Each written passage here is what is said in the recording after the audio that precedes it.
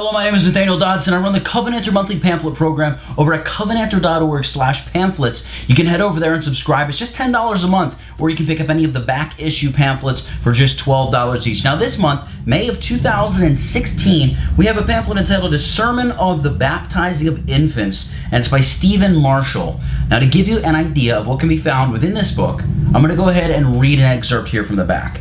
Many people today consider the topic of baptism a matter of lesser moment, a non-fundamental about which too many have placed too much emphasis in times past.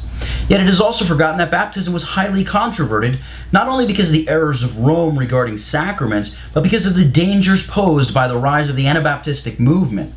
If Rome attributed too much to the power of baptism, that is, its washing away of original sin ex opere, the Anabaptists failed to grasp the meaning of baptism and therefore failed to understand the real subject of baptism. Their rejection of infant baptism signaled a complete misreading of the Bible and a hostility to the Old Testament as Christian scripture. For Anabaptists, the New Testament church represented something entirely new and distinct from the church of the Jews. This aberrant and heretical theology became the breeding ground for many other heresies.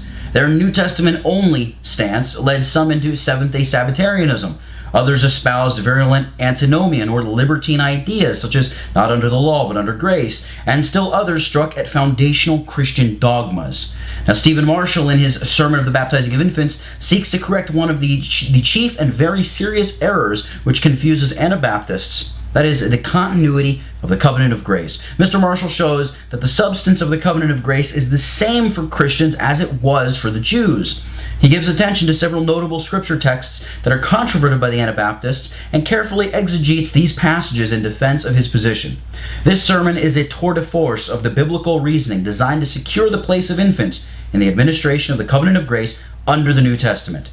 Added to this is the chapter, of George Gillespie's Miscellany Questions, printed 1649, in defense of infant baptism, together with a couple of extracts from Robert Bailey's work on Anabaptism, which enforce the same. Presbyterians baptize infants because they are scriptural.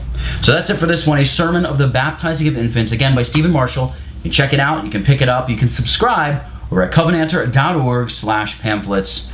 Thank you guys so much.